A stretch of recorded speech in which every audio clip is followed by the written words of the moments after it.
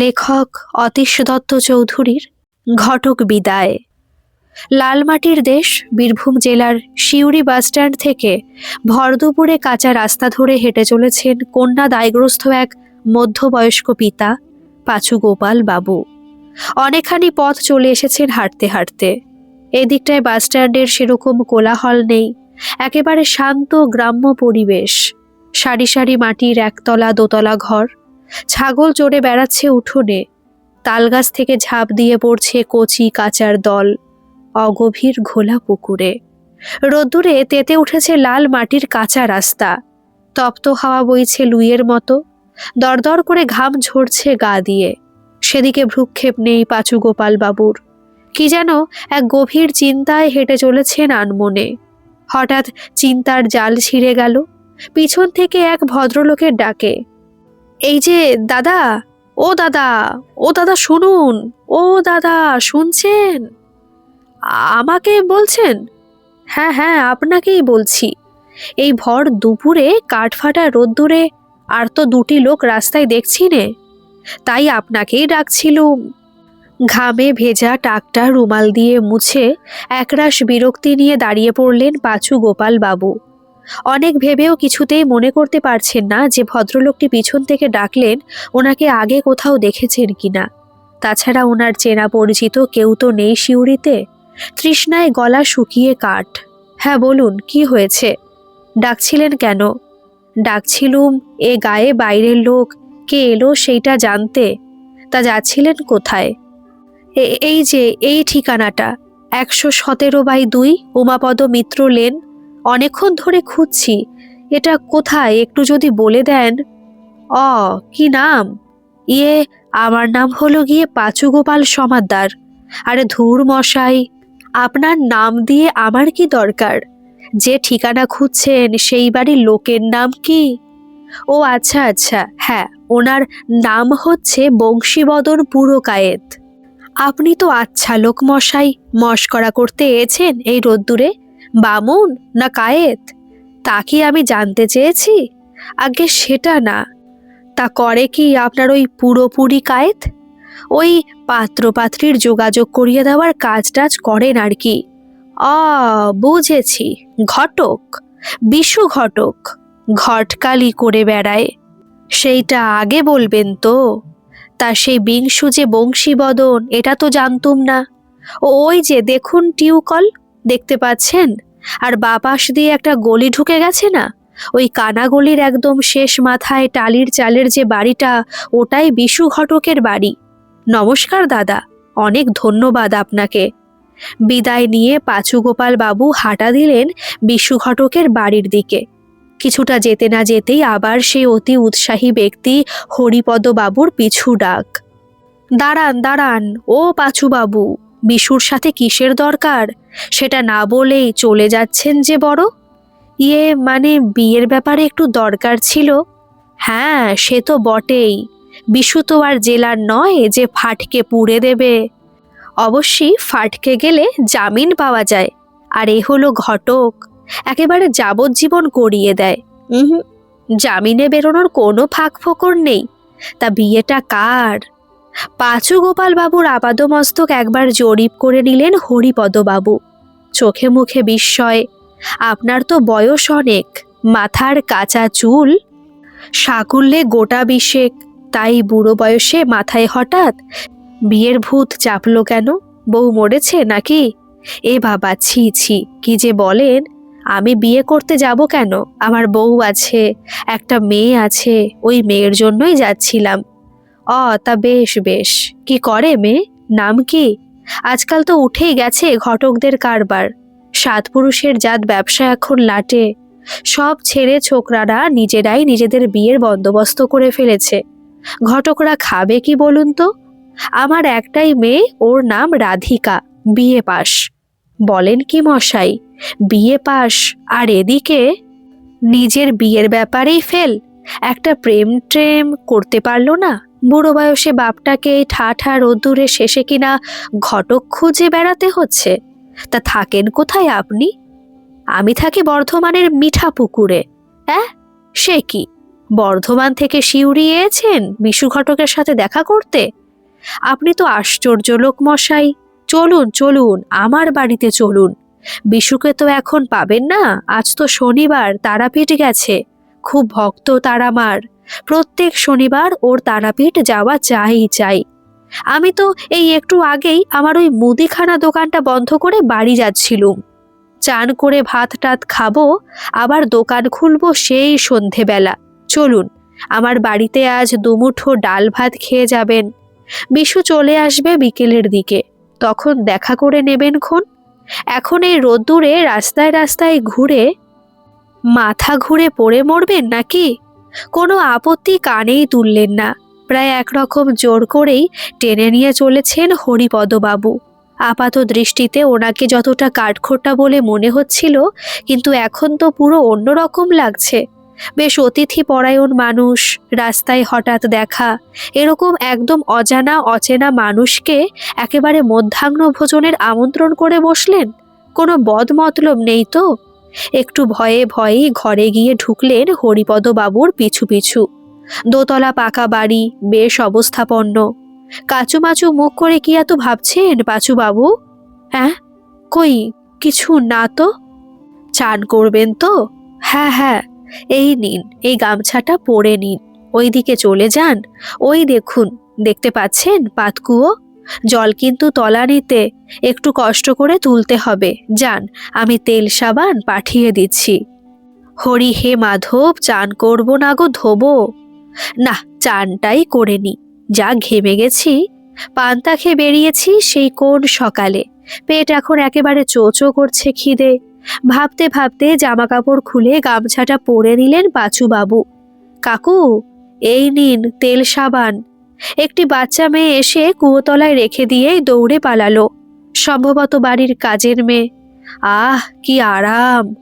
কুয়োর জলটা কি ঠান্ডা, টলটল করছে কাচের মতো, শরীর জুড়িয়ে গেল। কুয়ো থেকে জল ভর্তি বালতি তুলে মাথায় ঢালছেন পাচুবাবু। হঠাৎ চোখে পড়ল কুয়োতলার এদিকেই এগিয়ে আসছে এক যুবক। বাহ, কি সুন্দর দেখতে ছেলেটি! শ্যামলা রং, সুঠাম স্বাস্থ্য, উজ্জ্বল বুদ্ধিদীপ্ত দুটি চোখ, এক মাথা কোকড়ানো চুল, গালে কয়েকদিনের না কামানো দাড়ি গোঁফ। নিন, এই লুঙ্গি আর জামাটা পরে নিন, বাবা পাঠালেন। কি নাম তোমার? আমার ভালো নাম সৌম্যকান্তি, বাড়িতে শ্যাম বলে ডাকে। যেমনি সৌম্য চেহারা তেমনি জুৎসই নাম। গম্ভীর পুরুষালী কণ্ঠস্বর। কি যেন বলল, ডাকনাম শ্যাম। আমার রাধিকা মায়ের সঙ্গে যদি না না, এ কি সব ভাবছি আমি? এনারা কত বড় লোক! সম্বিত ফিরল হরিবাবুর ডাকে। কই হে, আসুন, ভাত বেড়ে দিয়েছি যে। মাটিতে আসন পাতা তিনজনের জন্য, কাঁসার থালায় ধোয়া উঠছে ধবধবে সাদা ভাতে। চকচকে কাঁসার গেলাসে জল, আর থালার চারপাশে গোল গোল করে সাজানো 6টা কাঁসার বাটি। কত কি রান্না করেছে! খেতে বসলেন মধ্যিখানে পাচুবাবু, একদিকে হরিবাবু আর একদিকে শ্যাম। একটু ঘি দি? এক গলা ঘোমটা মাথায় হরিবাবুর গিন্নি। হাত বাড়িয়ে 2 চামচ ঘি ঢেলে দিলেন গরম ভাতে। নানা করছেন কেন? আর এই ঘি খেয়ে দেখুন, তারপর বলবেন। আমি বাজি রেখে বলতে পারি, খেয়ে উঠে আপনি ডান হাতের আঙুল দিয়ে তুড়ি মারতে পারবেন না। আর গন্ধ, হে হে, 3 দিন পরেও শুকে দেখবেন। আমার মুদির দোকানে তো ঘি বেচি, সব ডালডা দেওয়া, খেলেই অম্বল। আরে গিন্নি, সবই তো সাজিয়ে দিয়েছো দেখছি, কিন্তু অম্বল কই? আজকে কই মাছের টক করেছি, এক্ষুনি নিয়ে আসছি। বুঝলে ভায়া, আমার গিন্নি রান্নাটা কিন্তু খাসা করে, কি বলো? এই দেখো, তুমি করে বলে ফেললাম, কিছু মনে করলে না তো? আরে না না, কিচ্ছু মনে করিনি আমি। হ্যাঁ, রান্নাটা তো খুবই ভালো হয়েছে, প্রত্যেকটা রান্নাই অপূর্ব। হে হে, ওই ঘটকের কামাল। না না, বিশু না, ওর বাবা দাশু। ওই আমাদের ঘটকালি করেছিল। এরকম ভালো মন্দ খাবার দাবার পেটে পড়লে আমি তো যাবজ্জীবন দণ্ড পেতে আবার রাজি আছি, বুঝলে? তোমার বৌদি যখন এ বাড়িতে এসেছিল, বয়স তখন কত হবে? 17 কি 16। আটা মাখতেও জানতো না, আর এখন দেখো মাংসটা কেমন মাখা মাখা করে রান্না করেছে। বৌদি মনে হয় লজ্জা পেয়ে গেছেন, বাইরে দরজার পাশে গিয়ে দাঁড়িয়ে রইলেন এক গলা ঘোমটা টেনে। খক খক খক, কি হলো? আরে আস্তে আস্তে। বিষম লাগলো বুঝি? জল খাও, জল খাও। কি গো গিন্নি, তুমি বাইরে দাঁড়িয়ে হাঁ করে কি দেখছো? হাত পাখাটা নিয়ে এসে বাতাস করো। এত ভালো ভালো খাবার খেতে গিয়ে বিষম তো লাগারই কথা। পাঠাকে বলি দেবার আগে বেশ তড়িবড় করে খাওয়ায়। শেষ পর্যন্ত সুস্থ শরীরে বাড়ি ফিরতে পারবেন কিনা সে দুশ্চিন্তায় অসুস্থ বোধ করতে লাগলেন। মাথা ঝিমঝিম করতে লাগলো পাঁচুবাবুর। কতক্ষণ ঘুমিয়েছিলেন জানেন না। আস্তে আস্তে চোখ খুলে দেখেন বিছানায় শুয়ে আছেন, মাথার কাছে শ্যাম আর পায়ের দিকে হরিপদবাবু। বিছানার পাশে একটা চেয়ারে বসে একজন পাঁচুবাবুর হাত ধরে নাড়ি দেখছেন। গলায় ঝুলছে স্টেথোস্কোপ।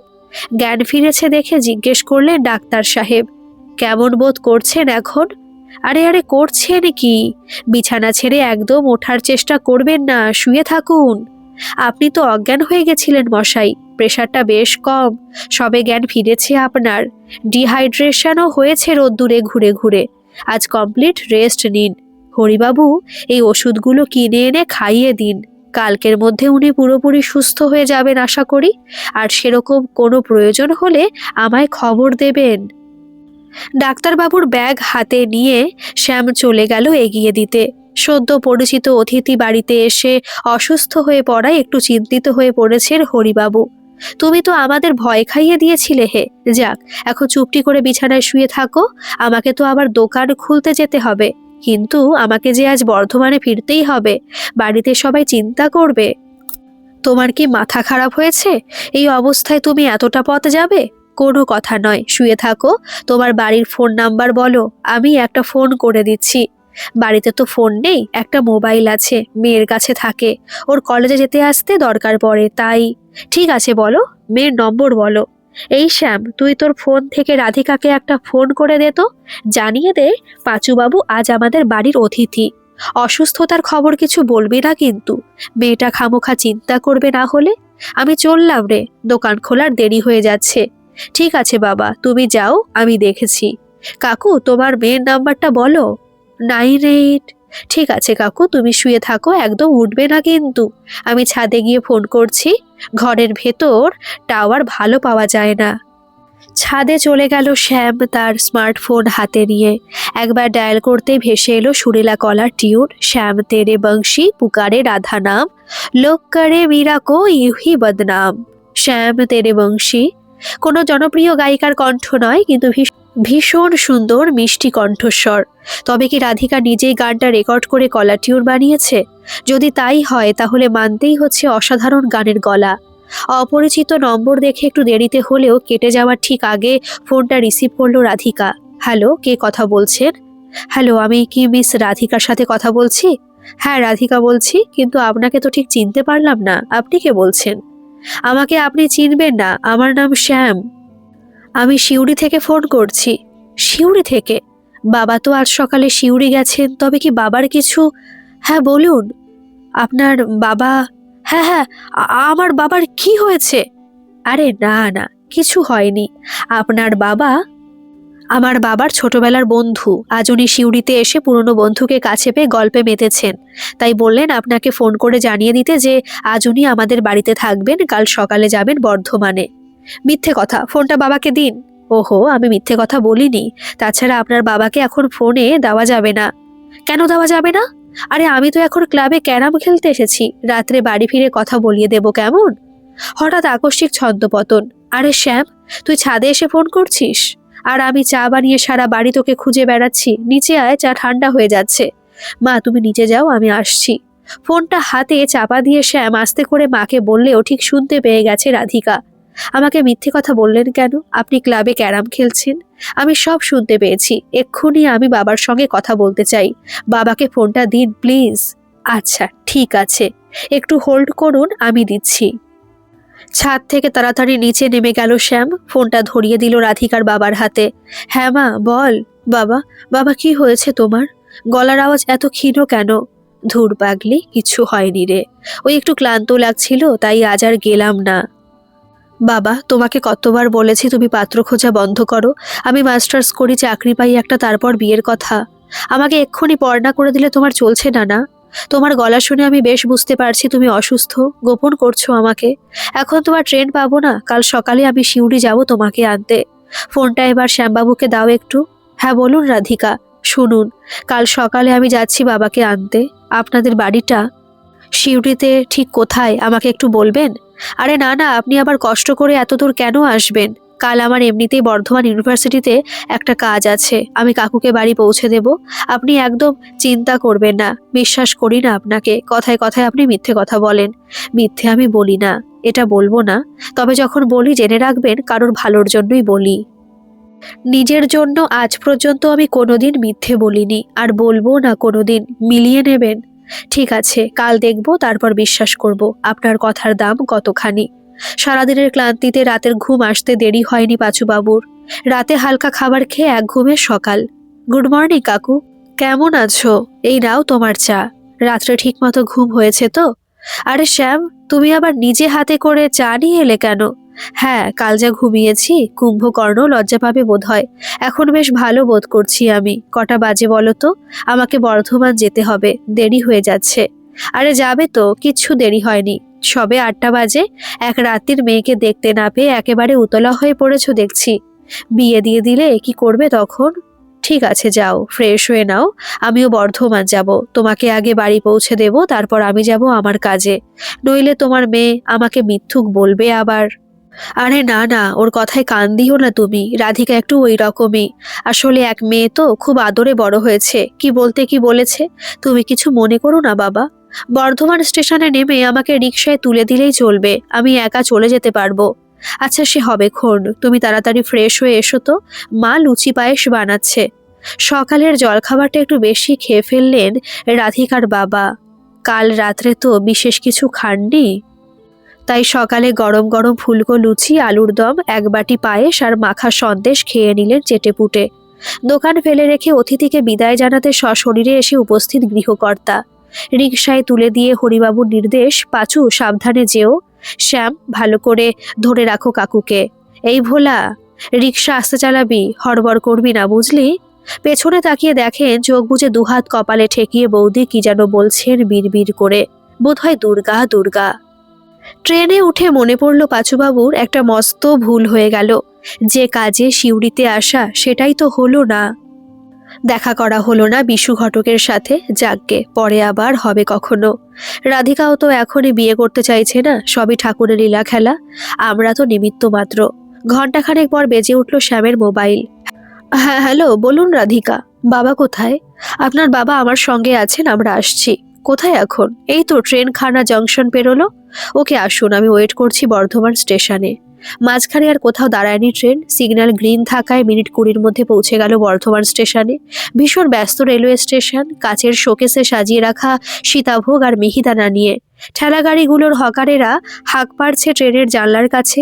রাধিকার বাবার একটা হাত ধরে রেখে ভিড় ঠেলে এগিয়ে নিয়ে চলেছে শ্যাম। বাবা, ও বাবা, এই তো আমি, এদিকে তাকাও। আরে ওই দিকে না, টিকিট কাউন্টারের দিকে। হ্যাঁ হ্যাঁ, কেমন আছো তুমি? কি হয়েছিল তোমার? কাল এলে না যে, তুমি তো চিন্তায় ফেলে দিয়েছিলে আমাদের। ইস, মুখটা কেমন শুকনো লাগছে। বাবার সাথে কথা বলতে বলতে দৃষ্টি বারবার চলে যাচ্ছে সুপুরুষ শ্যামের দিকে। খানিক ইতস্তত করে হাতটা বাড়িয়ে দিল করমর্দনের জন্য। হাই শ্যাম, আমি Radhika. Thank you so much. Hi Radhika. আরে না না, থ্যাঙ্কস বলে লজ্জা দেবেন না। আমি তো আজ বর্ধমান আসতামই, কাকুকে সঙ্গে করে আনলাম, এ আর এমন কি। কাকু, আপনি তাহলে আপনার মেয়ের সাথে বাড়ি চলে যান, আমি রিকশায় তুলে দিচ্ছি। আর আমি এখান থেকে সোজা ইউনিভার্সিটিতে চলে যাব। এত দূর এলে আর আমাদের বাড়ি একবার ঘুরে যাবে না, তাই কি হয়? তোমার কাকিমা শুনলে খুব রাগ করবেন। আজকে আর সময় হবে না কাকু, আসবো, নিশ্চয়ই আসবো একদিন। রাধিকার ফোন নাম্বার তো রইলই আমার কাছে, চলে আসবো ফোন করে কোনো একদিন। অগত্যা রাধিকার বাবা এগিয়ে গেলেন রিকশা স্ট্যান্ডের দিকে। এই রিকশা মিঠাপুকুর যাবে, আয় মা ওঠ। রাধিকা তখনও দাঁড়িয়ে রয়েছে শ্যামের মুখের দিকে তাকিয়ে। মনে মনে যেন বলতে চাইছে, আজকে ইউনিভার্সিটিতে কি না গেলেই নয়। সত্যি আসবেন তো? এখনো বিশ্বাস হয়নি আমাকে। কাল যে বলেছিলাম কাকুকে নিয়ে আসবো, এসেছে কি না? ঠিক আছে, বিশ্বাস করলাম, কিন্তু কিন্তু কি? আপনার হোয়াটসঅ্যাপে ডিপির সাথে আপনার চেহারার কোনো মিল নেই। কত বছর আগের ছবি ওটা। ওই রকম মোটা সোটা ভম্বল মার্কা চেহারা দেখে কেউ বিশ্বাস করবে না ওটাই এই শ্যাম। ছবিটা পাল্টে এবার একটা কারেন্ট ছবি দিন। আয় রে মা, রিকশায় ওঠ এবার। এই ছেলেটা তো তাড়া দিচ্ছে। আসছি বাবা, চলি শ্যাম, বাই বাই। বাবাকে আর মেয়েকে নিয়ে জনবহুল রাস্তার ভিড়ে মিলিয়ে গেল রিকশাটা। শ্যামের মনে যেন দোলা দিয়ে চলে গেল। কি সুন্দর দেখতে রাধিকাকে। সাজসজ্জা এতটুকু উগ্র নয়, বরং একটা লক্ষ্মীশ্রী ভাব আছে চেহারায়। আর কণ্ঠস্বর তো আহা, যেন মধু ঝরে পড়ছে। মোবাইলে নেট অন করতেই হোয়াটসঅ্যাপে মেসেজ ঢুকলো, টিং। এই যে মিস্টার মিথুক, আপনি এখন কোথায় শুনি? একদম বলবেন না যেন আপনি এখন ইউনিভার্সিটিতে। বলেছিলাম না আপনি একটা মহামিথ্যেবাদী। কি মুশকিল, আমি কখন বললাম আমি ইউনিভার্সিটিতে? হ্যাঁ, ওখানে যাচ্ছি, রাস্তায় আছি, পৌঁছায়নি এখনো। তা ওখানে পৌঁছে কি করবেন শুনি? ঝাড় দেবেন? স্বচ্ছ ভারত অভিযানে অংশ নেবেন? এ তো দেখছি আচ্ছা ঝগড়ুটির পাল্লায় পড়া গেল। রাগ চেপে রেখে লিখলাম, শুনুন, ওখানে আমি একটা বিশেষ কাজে যাচ্ছি, একটা গুরুত্বপূর্ণ পেপার সাবমিট করব। ওমা, তাই নাকি? তো আপনার সেই গুরুত্বপূর্ণ কাগজ জমা নেবার জন্য রোববারেও বুঝি ইউনিভার্সিটি খুলে রেখেছে? আহারে শ্যাম বেনেগাল, কত জরুরি কাগজ নিয়ে সিউড়ি থেকে পড়িমড়ি করে আসছে বলে কথা, খোলা তো রাখতেই হয়। আরে হ্যাঁ, তাই তো, আজ যে রোববার বেমালুম ভুলে গেছি। গতকাল শনিবার ছিল বলে বিশু ঘটক তারাপীঠ গিয়েছিল, সেই জন্য কাকুর সাথে দেখা হলো না। এ হে, বিরাট ভুল হয়ে গেছে। এবার এই মেয়েটাকে কি বলি? রাধিকা মেয়েটি দেখতেও যেমন সুন্দরী তেমনি তীক্ষ্ণ বুদ্ধিমতী। ইংরেজিতে যাকে বলে বিউটি উইথ ব্রেন। যেমন তেমন ভাবে কোনো একটা গোজামিল দিয়ে বোঝালে মেনে নেবে না, কথার মধ্যে যুক্তি চাই তবেই মানবে। এমনিতে এই ক্লাবে ক্যারাম খেলছি, গল্প ফাঁদতে গিয়ে একেবারে হাতে নাতে ধরা পড়ে মিথ্যেবাদী হয়ে গেছি। এখন আবার এই রোববার ছুটির দিন, ইউনিভার্সিটিতে যাব বলে কেন বেরিয়েছি? এটার জন্য যুক্তিসঙ্গত কি যে কারণ দেখাই। তবে এটা একেবারে সত্যি, আমার মনেই ছিল না আজকে রবিবার। কিন্তু সেটাকে বিশ্বাস করবে রাধিকা? আচ্ছা, আমার এত কিসের দায় পড়েছে ওকে জবাবদিহি করার? সিম্পলি ওর মেসেজ সিন না করলেই হয়, কিন্তু কই পারছি না তো। কিরকম যেন চুম্বকের মতো এঁটে আছে আমার চোখ দুটো হোয়াটসঅ্যাপের দিকে। আমার দেরি হচ্ছে দেখে নিজেই টেক্সট করলো অধৈর্য রাধিকা। কি হলো, উত্তর দিচ্ছে না যে? না মানে আসলে ব্যাপারটা কি হয়েছে? থাক থাক, আর আপনাকে কষ্ট করে টাইপ করতে হবে না। কি লিখবেন সেটা আমি বেশ বুঝতে পারছি। আর একটা মিথ্যে গল্প ফাঁদছেন, তাই তো? না, একদমই তা নয়। আসলে আসলে কি হয়েছে সেটা এবার আমি আপনাকে বলে দিচ্ছি, শুনুন। যেই আপনি আমার ডিপিটা দেখেছেন, অমনি আপনার মনে হলো বর্ধমান যাওয়া খুব দরকার। যত রাজ্যে জরুরি কাজ সবই তো এই বর্ধমানে, তাই না? কাকুকে বর্ধমানে পৌঁছে দেওয়ার মতো এরকম সুন্দর বাহানা আর কি বা হতে পারে? রাধিকাকে ইমপ্রেস করার এরকম সুবর্ণ সুযোগ কেউ ছাড়ে? কি ঠিক বললাম? শুনুন, আপনি যা ভাবছেন সেটা কিন্তু পুরোপুরি সত্যি নয়। ভুলটা আমারই হয়েছে। আজ যে রোববার সেটাই আমার মনে ছিল না। এখন আবার আমাকে সিউড়ি ব্যাক করতে হবে, কাল সকালে আবার আসতে হবে বর্ধমানে। ছাড়ুন এসব কথা, আপনি তো বিশ্বাস করবেন না, তাই আর বলে লাভ নেই। খুব রাগ হচ্ছিল, নেটটা অফ করে দিলাম দুম করে। আর ঠিক তক্ষুনি দেখি মোবাইলটা বেজে উঠল, কল করছে রাধিকা। ভাবছিলাম ধরবো না, কেটে যাক রিং হয়ে হয়ে। না, সেটা করলে অসম্মান করা হয়। তাই একটু সময় নিয়ে গম্ভীর হয়ে ফোনটা রিসিভ করলাম একেবারে শেষ মুহূর্তে। হ্যাঁ বলুন। বলছি কি, আপনি একটা রিক্সা ধরে এখনই মিঠাপুকুরে চলে আসুন। মানে? মানে আবার কি? কাল তো আপনাকে ইউনিভার্সিটিতে যেতে হবে, তাই আজ আবার শুধু শুধু সিউড়ি ফিরে গিয়ে কি করবেন? কাল তো ফের আসতে হবে, তাই না? হ্যাঁ তো, তাই বলছিলাম আজকের দিনটা আমাদের বাড়িতে থেকে যান, কাল সকালে ইউনিভার্সিটির কাজ সেরে বিকেলে সিউড়ি চলে যাবেন। না, তা হয় না, আমাকে বাড়ি ফিরতে হবে। কেন হয় না শুনি? কি এমন রাজকার্য পড়ে আছে সিউড়িতে যে কাল গেলে হবে না? দাঁড়ান, বাবাকে ডাকছি। দাঁড়াতে পারবো না, আমি এখন চা খাচ্ছি বেঞ্চে বসে। হেসে ফেলতে গিয়েও খুব জোর হাসিটা সামলে নিল রাধিকা। ঠিক আছে, বেঞ্চে বসে হোল্ডে থাকুন। ও বাবা, বাবা তুমি একবার কথা বলো তো। শ্যাম, মেয়ের কাছে সবই তো শুনলাম। তোমাকে নাকি কাল আবার আসতে হচ্ছে বর্ধমানে। তা আজকে রাত্রিটা কি কাকুর বাড়িতে থাকা যায় না? মানছি আমরা অত বড় লোক নই। ছি ছি, এভাবে লজ্জা দেবেন না কাকু। আসলে বাড়িতে বলা নেই, মা জানে আজকে ফিরে যাব। আরে তার জন্য তো ফোন আছে। ফোন করে বলে দিলেই হলো, তুমি আর না করো না, চলে এসো। তোমার কাকিমাও কষ্ট পেয়েছেন, তুমি দেখা করলে না। আচ্ছা ঠিক আছে, আপনি আমার বাবার মতো, এত করে বলছেন যখন আমি আসছি মিঠাপুকুরে গিয়ে। তারপর? ফোনটা মনে হয় স্পিকারে দেওয়া ছিল। বাবার পাশে বসে সব শুনছিল রাধিকা। হ্যাঁ শুনুন, মিঠাপুকুরে এসে বলবেন অপরাজিতা সংঘ ক্লাব যাব। ওই ক্লাবের ঠিক উল্টো দিকের সাদা রঙের যে বাড়িটা, ওটা আমাদের বাড়ি। লোকেশনটা বুঝে নিয়ে উঠে বসলাম রিকশায়। প্রথমবার যাচ্ছি এক সুন্দরী মেয়ের বাড়ি। খালি হাতে তো যাওয়া যায় না। কি কেনা যায়, কি খেতে ভালোবাসে, কিছুই তো জানা নেই। যেখানে যেটা বিখ্যাত সেটা কেনাই ভালো। সিউড়ি হলে মোরাব্বা কিনতাম, শক্তিগড় হলে ল্যাংচা, বর্ধমানের বিখ্যাত এক বাক্স সীতাভোগ, এক বাক্স মিহিদানা আর একটা ক্যাডবেরি চকলেটের বড় প্যাকেট কিনে হাজির হলাম মিঠাপুকুরে। ক্লাবের কাছে গিয়ে আর খুঁজতে অসুবিধা হয়নি। বাড়িতে ঢোকার গেটের মুখে সাদা পাথরের ওপরে বড় বড় অক্ষরে খোদাই করে লেখা রাধিকা ভিলা। ও আচ্ছা, মেয়ের নামে বাড়ির নাম রেখেছে। বেল দিতে হলো না, তার আগে দেখে মিষ্টি হেসে দরজা খুলে আমার সামনে দাঁড়িয়ে আছে রাধিকা। দোতলার ব্যালকনি থেকে রাস্তার দিকে লক্ষ্য রাখছিল মনে হয়। রাধিকার পিছনে এসে দাঁড়িয়েছেন ওর বাবা। এসো শ্যাম, ভেতরে এসো। আরে সর্বনাশ, এই এত মিষ্টি কে খাবে? কই গো, কোথায় গেলে? দেখো ছেলের কাণ্ড, একেবারে মিষ্টির দোকান তুলে নিয়ে এসেছে। কর্তার হাঁক ডাক শুনে রান্নাঘর থেকে বেরিয়ে এলেন রাধিকার মা। কি অপরূপ দেখতে, কি ফর্সা! মা দুর্গা প্রতিমার মতন টানা টানা দুটি চোখ। দেখলেই মনে শ্রদ্ধা জাগে। প্রণাম করলাম কাকিমার পায়ে হাত দিয়ে। আমার থুতনিতে হাত রেখে চুমু খেলেন কাকিমা। থাক বাবা থাক, আর প্রণাম করতে হবে না। সুস্থ থাকো, ভালো থাকো, জীবনে অনেক উন্নতি করো। তোমার কাকুর মুখে তোমাদের বাড়ির সব খবর শুনেছি। তোমার বাবা না থাকলে কাল যে ওনার কি হতো ভেবেই আমার হাত পা ঠান্ডা হয়ে আসছে। সবই ঈশ্বরের কৃপা। উনি তোমার বাবাকে ঠিক সময় যোগাযোগ করিয়ে দিয়েছিলেন। বসো বাবা, সোফায় বসো। আমি রান্না চাপিয়ে এসেছি, যাই। কই গো, তুমিও একটু এসো না গো রান্নাঘরে। মালতী আজকেও কাজে আসেনি। আমাদের দুজনকে একান্তে কথা বলার সুযোগ করে দেওয়ার জন্যই কি কাকুকে ডেকে নিয়ে গেলেন? যাক, ভালোই হলো। ব্যাগ থেকে বের করলাম ক্যাডবেরির বড় প্যাকেটটা। এই যে রাগেশ্বরী, ধরুন, এটা আপনার জন্য। কি এটা? ওমা, ক্যাডবেরি! আপনি কি করে জানলেন আমি ক্যাডবেরি খেতে খুব ভালোবাসি? আর কি বললেন, রাগেশ্বরী? আমি রাগী, বদমেজাজি, তাই তো? লাগবে না যান, আপনার ক্যাডবেরি, ওটা আপনি খান গিয়ে। রাগেশ্বরী মানে কি? যে রাগী। এই আপনি পড়াশোনা করেছেন? আপনি নাকি ফার্স্ট গার্ল, লেখাপড়ায় তুখর, এই তার নমুনা? রাগেশ্বরী মানে হলো যার স্বরে রাগ আছে, যে ভালো গান গায়। হঠাৎ সোফার ওপর দুপা তুলে বাবু হয়ে আমার মুখোমুখি বসলো রাধিকা। ভাবখানা ঠিক বুঝতে পারছি না। ঝগড়া টগড়া করার মতলব ভাবছে কিনা কে জানে। এই যে শুনুন, আপনি আমার ব্যাপারে এত কিছু জানলেন কি করে বলুন তো? আমি ফার্স্ট হই, গান গাইতে পারি, কে বললো এত সব? কেউ না, চোখ কান খোলা রাখলেই সব জানা যায়। কিরকম শুনি? ওই যে কাচের শোকেসে আপনার মেডেলগুলো, আপনার প্রাইজ পাবার ছবিগুলো সাজানো রয়েছে, তার নিচেই তো সব লেখা আছে। উফ, বলিহারি চোখ আপনার। সোফায় বসে বসে এইসব কীর্তি হচ্ছে। নিন ধরুন, আপনি এক টুকরো ক্যাডবেরি খান, তাহলে আমি খাবো। আমি তো চকলেট খাই না। রান্নাঘর থেকে চেঁচিয়ে বললেন কাকিমা। রাধা, এখন চকলেট খাসনি মা?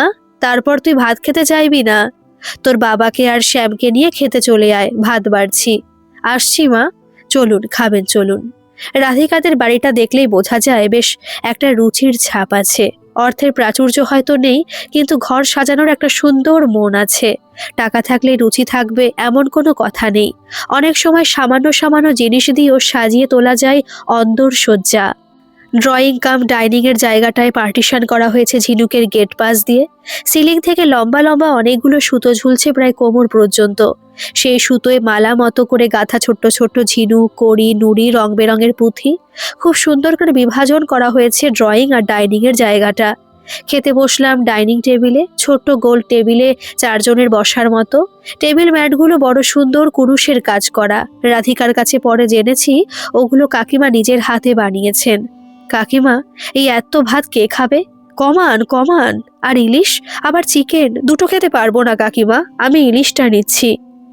খাও বাবা খাও, এই তো তোমাদের খাওয়ার বয়স। বিশেষ কিছু রান্না করতে পারিনি আমি, আগে থেকে তো জানা ছিল না, নইলে মাটন রাখতাম। আচ্ছা, তুমি এটা কি করেছো শ্যাম? তোমার কাণ্ড দেখে তো আমার কি যে বলি তোমায়। উনি তো সুগারের রুগী, আমি আর মেয়ে কেউই মিষ্টির ভক্ত নই। আমি এই এখন দেখলাম এত মিষ্টি এনেছো, কে খাবে বলো তো? বুঝলে শ্যাম, আমার যখন তোমার মতন বয়স, রোজ বিকেলে ফুটবল খেলতে যেতাম, আর বাড়ি ফিরে এত খিদে পেত, 18-20টা রুটি কোনো ব্যাপারই ছিল না। গরম গরম রুটি পাতে পড়তে পড়তে গায়ে আর সুগারের কথা বলছো? 50 পেরোলেই বাঙালির 2 নতুন সঙ্গিনী, চিনি আর ছানি। মিষ্টি সদ্গতি নিয়ে শ্যাম তুমি একদম চিন্তা করো না, ও আমি একাই সামলে নেব। বাবা ভালো হচ্ছে না কিন্তু। বাবার দিকে কটমট করে তাকিয়ে মৃদু শাসন করছে রাধিকা। কাকিমার হাতে রান্না সত্যি প্রশংসনীয়। কাকিমা কোনো আপত্তি শুনলেনই না। ইলিশা চিকেন দুটোই পাতে ঢেলে দিলেন জোর করে। পরে অবশ্যই খেয়ে দেখলাম চিকেন পোস্তটা ব্যাপক বানিয়েছিল কাকিমা। না খেলে আফসোস হতো। খুব তৃপ্তি করে খেলাম।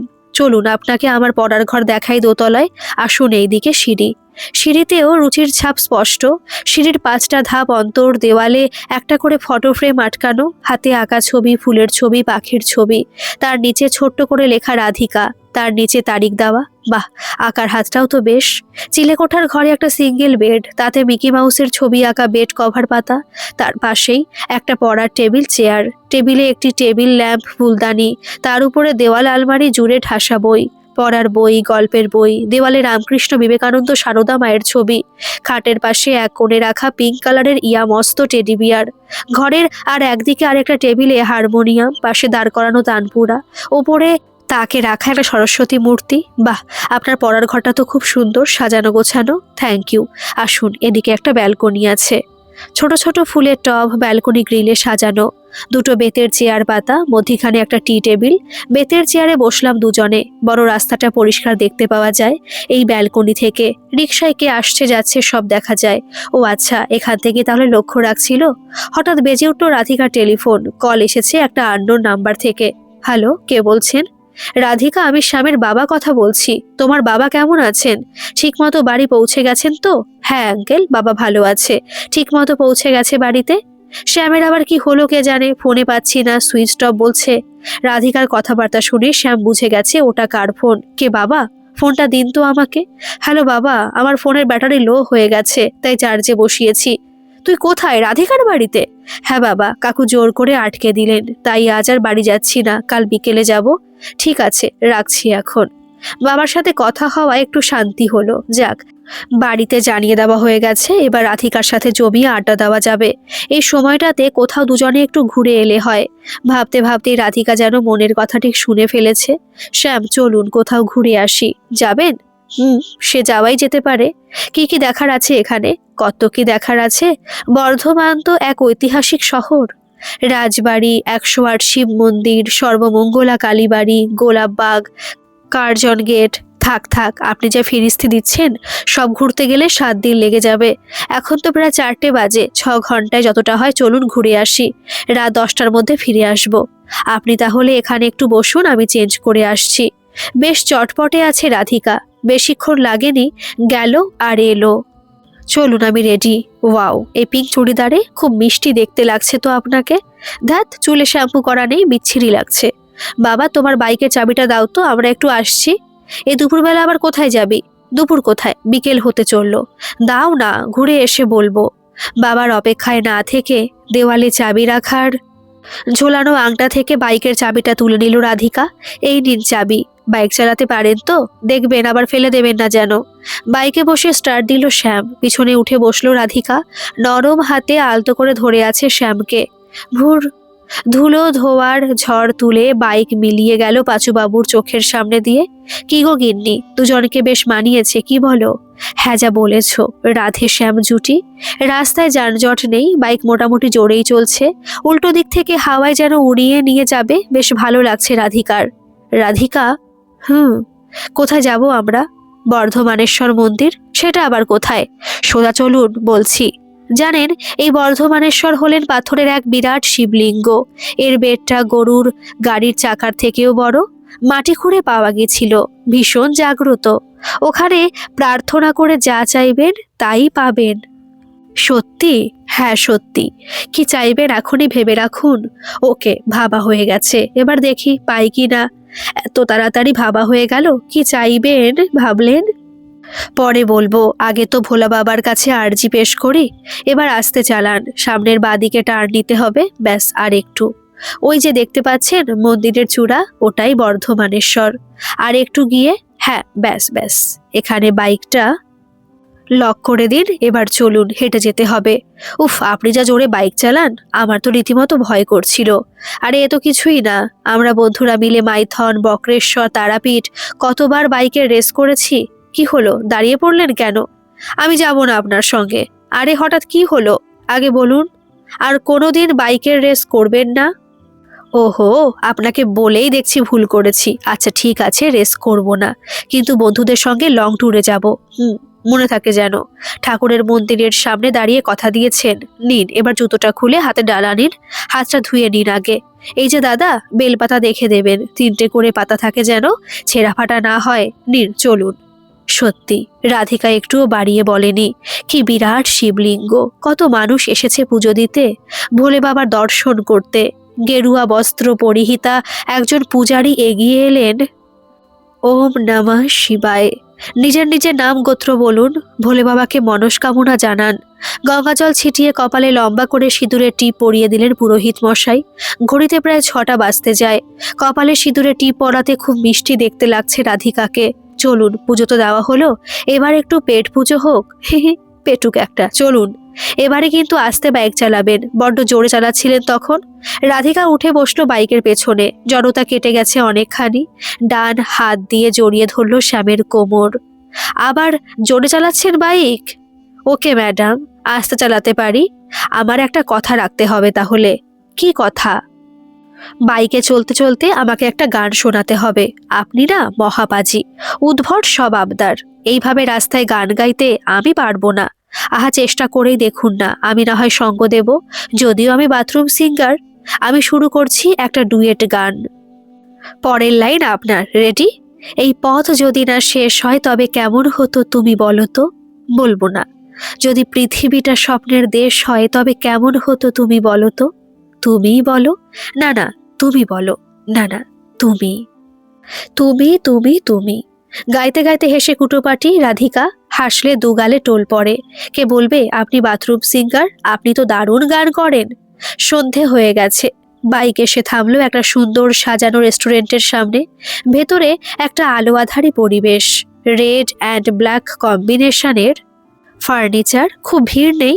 দুটো কাপল বসে আছে দুদিকের কর্নার টেবিলে। খাতির করে ডাকলেন হোটেল ম্যানেজার। আসুন স্যার, আসুন ম্যাডাম, ভেতরেও বসতে পারেন আলাদা কেবিনে। পর্দা ঘেরা কেবিনটা বেশ পছন্দ হলো। মুখোমুখি বসলো শ্যাম আর রাধিকা। প্রথমে দুটো কোল্ড কফি দিন, তারপর বলছি। Okay sir. লো ভলিউমে রোমান্টিক ইনস্ট্রুমেন্টাল বাজছে রেস্টুরেন্টের মিউজিক সিস্টেমে। কেমন লাগলো বর্ধমানেশ্বর মন্দির? খুব ভালো। আরো ভালো লাগলো রাধিকা তুমি সাথে ছিলে বলে। আচ্ছা এবার তো বলুন, ভোলে বাবাকে কি আর্জি জানালেন? বললাম, হে ভোলে বাবা, তুমি তো সবই জানো, তোমার অজানা কিছু নেই। তবুও বলছি, এই রাধিকা মেয়েটিকে আমার খুব ভালো লেগে গেছে। একে আমার বউ করে দাও, এটাই আমার আর্জি। ভেবে দেখো, রাধিকার যদি মর্জি না হয় তাহলে কিন্তু তোমারও বদনাম হবে। ইস, ঠাকুর দেবতাকে নিয়ে রসিকতা? খুব বাজে লোক। রসিকতা নয় Radhika. Do you believe love at first sight? Yes, আমি সত্যি তোমাকে ভালোবেসে ফেলেছি রাধিকা। প্রথম দেখাতে তোমার প্রেমে পড়ে গেছি। একই অনুভূতি মনের ভেতরে ঘুরপাক খাচ্ছে রাধিকার। শুধু মুখ ফুটে বলতে পারছে না লজ্জায়। তোমাকে আমার রাধা করে রাখতে চাই, শ্যামের রাধা। বলো, তুমি রাজি? আমি জানি না রাধিকা। তুমি জানবে না তো কে জানবে? আমি আজই তোমার বাবার সঙ্গে কথা বলবো। তুমি শুধু হ্যাঁ বলো, বাকি সব দায়িত্ব আমার। ইহি, এত সহজে নয়। রাজি আমি হতে পারি, তবে আমার একটা শর্ত আছে। শর্ত? আবার শর্ত কেন? আচ্ছা বলো কি শর্ত। আমি তোমার সব শর্ত মানতে রাজি আছি। তুমি শুধু বলো আমাকে কি করতে হবে। ভেবে বলছো তো? হ্যাঁ হ্যাঁ, ভেবেই বলছি। তুমি যা বলবে তাই হবে। বলো, তোমার কি শর্ত? আমার শর্ত হলো, তুমি এই মুহূর্তে তোমার ওই ভুম্বল মার্কা ডিপিটা চেঞ্জ করবে। ও এই কথা, এক্ষুনি চেঞ্জ করে দিচ্ছি। আর একটু কাছে এসে বসো, একটা সেলফি তুলে ওটাই ডিপি করে দেব। রেডি? ক্লিক। রেস্টুরেন্টের মিউজিক সিস্টেমে একটা বিখ্যাত ডুয়েট গান বেজে উঠল। চিরদিনই তুমি যে আমার, যুগে যুগে আমি তোমারই। যুগে যুগে অমর জুটি রাধে শ্যাম। একটা শুভ দিন দেখে এই দুই জুটির বিবাহ লগ্ন স্থির হয়ে গেল। মালা বদলের সময় হঠাৎ ভিড় ঠেলে ছাদনাতলায় এসে উপস্থিত বিশু ঘটক। হাত জোর করে তাকিয়ে আছে হরিবাবুর দিকে। একটা কথা বলার ছিল কর্তা। কি কথা? আগে বলছিলুম এই বিশু ঘটককে খুঁজতে গিয়েই কিনা দুই পরিবারের আলাপ, তারপর দুজনের টোপর পড়ে বিয়ে। তাই বলছিলুম ঘটকালি বাবদ আমার একটা পাওনা হয় কিনা, আপনি বিচার করেন কর্তা। ওরে কে আছিস? আজকের এই আনন্দের দিনে বিশু কি চায়, কি পেলে খুশি হয়, ওকে দিয়ে ঘটক বিদায় কর। পুরোহিত মশাই তখন জোরে জোরে মন্ত্র উচ্চারণ করছেন। যদিদং হৃদয়ং তব তদিদং হৃদয়ং মম। গল্পটি কেমন লাগলো অবশ্যই কমেন্ট করে জানাবেন, আর ভালো লাগলে একটা সাবস্ক্রাইব করে আমার পাশে থাকবেন। ধন্যবাদ।